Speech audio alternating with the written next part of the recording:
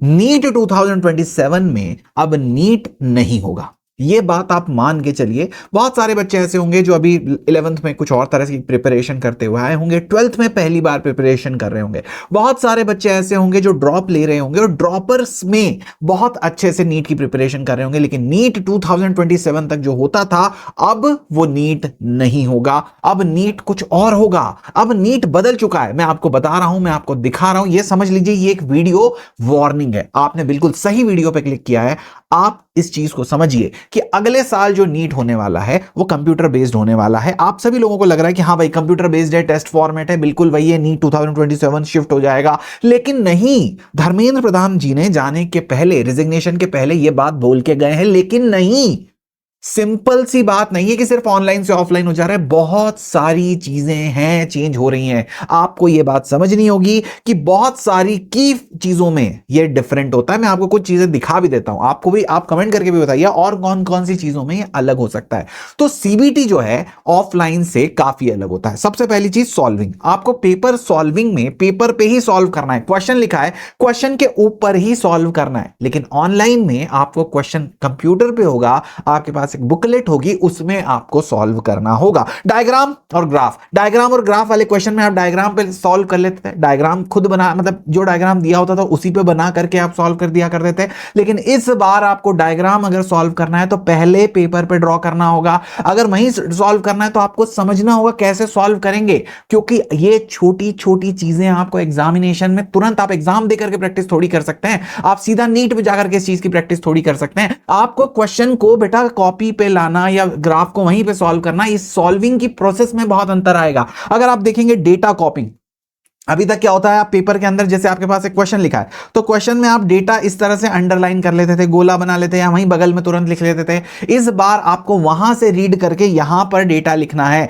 मैं फिजिक्स की बात कर रहा हूं, बहुत इंपॉर्टेंट हो जाएगी ये चीजें। आप अंडरलाइन करके जो क्वेश्चन सॉल्व करते थे, पेन घुमा के क्वेश्चन सॉल्व करते थे, वो करना अभी डिफिकल्ट है। आपको अभी से उस चीज की तैयारी करना शुरू करनी पड़ेगी। आपको ये चीजों के ऊपर अभी से फोकस करना होगा। अगर आप पहले से ऑफलाइन तरह के टेस्ट देने की प्रैक्टिस करते हुए आए हैं तो आपको दिक्कत होगी फॉर श्योर। आप सोच रहे हैं आप वहां देखेंगे, यहां लिखेंगे, वहां देखेंगे, यहां लिखेंगे, टाइम बढ़ेगा।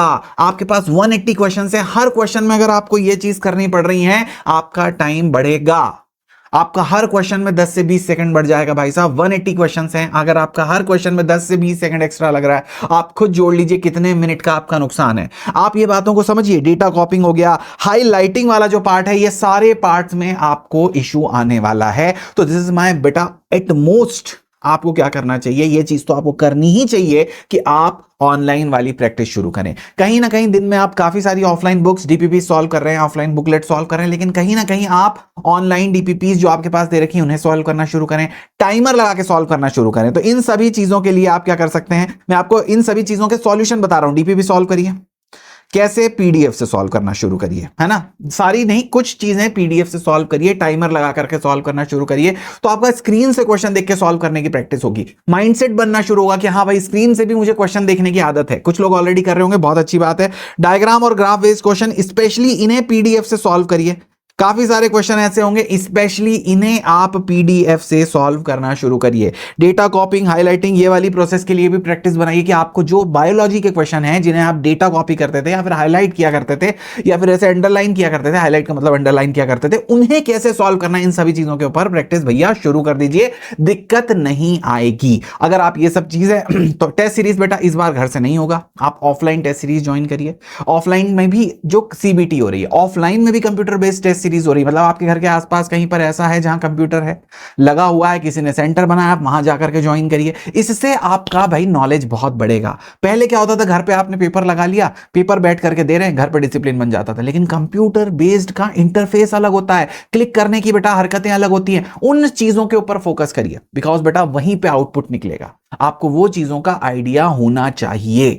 आई विल सजेस्ट कि आप पीवाईक्यूज भी, बहुत सारी वेबसाइट्स हैं, एग्जाम साइट वगैरह काफी सारी वेबसाइट्स हैं, उन पे पीवाईक्यूज सॉल्व करें। कंप्यूटर बेस्ड की आदत डालें अपने दिमाग में। काफी सारे बच्चे ऐसे हैं बेटा जिन्हें आदत ही नहीं है ये सारी चीजों की। ओके, अगर आप हमारे तरफ से ये चीज चाहते हैं तो अनअकैडमी ने ये चीज अवेलेबल कर दी। अगर आपके पास हमारे कोर्सेज हैं, जैसे आप देखेंगे अनअकैडमी के बहुत सारे कोर्सेज हैं, plus iconic, iconic pro, plus बेटा 4499 का होता है। है ना। 10,999 का आइकॉनिक होता है, आइकॉनिक प्रो 24,999 का होता है। बहुत सारे इसमें बेनिफिट्स है। मैं आपका फोकस लाना चाहता हूं कंप्यूटर बेस्ड टेस्ट पे।